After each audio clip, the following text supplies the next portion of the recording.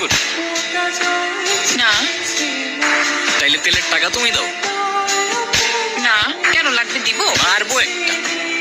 আচ্ছা তোমার কি আমার এফোর্টস গুলো চোখে পড়ে না নাকি?